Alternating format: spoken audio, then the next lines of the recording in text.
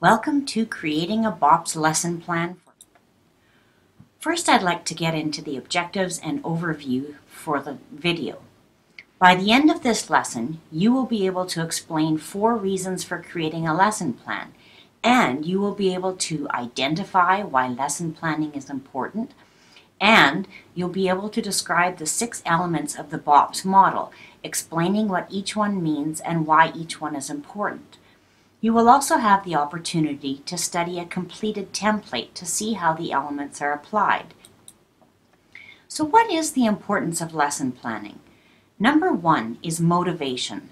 Students will be motivated by knowing what to anticipate in the class. Number 2 is goal setting. Students will know what is expected of them in the class and therefore will be able to set goals for the end of the class. Number 3 is organization. Now this helps both the students and the instructor. The students will know how to organize their notes and the instructor will know how to organize their lesson. Next is time management.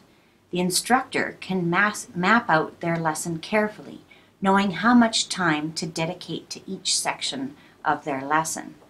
And finally is assessment. Having established objectives and the post-assessment, the instructor will know if the objectives have been met. Now, BOPPS is one of many lesson templates, but we have selected this one for this course as one to follow. It has 6 elements. The B stands for bridge in, the O stands for objective, the P stands for the pre-test, the second P stands for participatory learning, the third P stands for post-test, and the S stands for summary. So let's talk about the B for bridge-in. The purpose of the bridge-in is to capture your students' attention, and you can accomplish this in a variety of ways. Some people like to recall the major points or objectives of the last lesson. This triggers your students' memories and it gives them an opportunity to build their new knowledge from this lesson on what they learned in the last lesson. You can tell a short anecdote either about yourself or a story that you've heard that's related to the topic that you're going to discuss for the day. Some people like to show a YouTube video or display a comic that is somehow related to the topic that you're going to talk about. Or you can ask a provocative question or pose a problem that you can solve by the end or answer by the end of the class. O is for objective. This is very important. You should state and display either on a PowerPoint slide or on an overhead projection the lesson's objective or objectives, which will prepare the students for the lesson and which alerts them to the major concepts for which they will be responsible to learn. The clear objectives you establish will also help you measure whether you've met your teaching goals and will help determine your assessment tools and strategies. The first P is for pre-assessment. We want to pre-assess our students' prior knowledge to determine at what level of learning the lesson needs to begin. We may discover that our students know quite a bit about the topic that we're going to teach about and that we need to start our lesson at a more advanced place. On the other hand, we may discover that our students know less than we expect and we may have to give them some prior learning before we launch into our lesson. So how can we pre-assess our students' knowledge? We can do something as simple as ask questions and ask for a show of hands. We can administer a short quiz.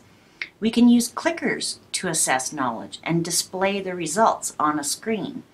Or we can have students submit a written response to a question, such as a 3-minute essay. The second P is for participatory learning.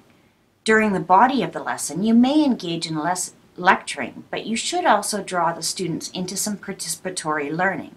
This means that the students are actively involved in the learning. Some examples might be using think, pair, shares, group work, inquiry-based or problem-based learning, class discussions, or using clickers. The third P is for post-assessment. When we've completed our lesson, we want to determine whether or not our objectives have been met, and this benefits both the instructor and the students. The instructor will know what needs clarification, and the students will know what they need to ask for further help on, either from their teacher or from other students, or by seeking clarification in their textbook. And they will know what they need to focus on when they study for assignments and for exams. Finally, the S is for the summary. The lesson should be summarized, bringing closure to the lesson. This should include restating the objectives. It should also include some way to thank the students for and finding positive things to say about their contributions to the work that they put into the class for the day. You may also want to alert them to the objectives, the activities, and the assignments for the next class. This will prepare them for getting ready for the next time you get together. In the summary, it's very important that no new content be introduced. So let's put it all together. I want you to think about what all of the letters stand for. You'll need a pen and paper to jot down your response, or I'll give you a minute to think about the answer in your head. So, what does the B stand for? What does the O stand for?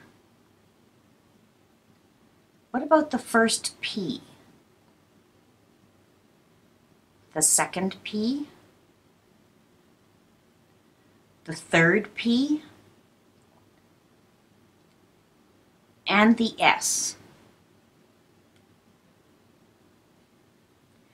In conclusion, creating a lesson plan, regardless of the template you follow, is very sound pedagogical practice. The BOPPS model has 6 elements: the bridge-in, the objective, the pre-assessment, the participatory learning, the post-assessment, and the summary, and each of these serves a very valuable purpose.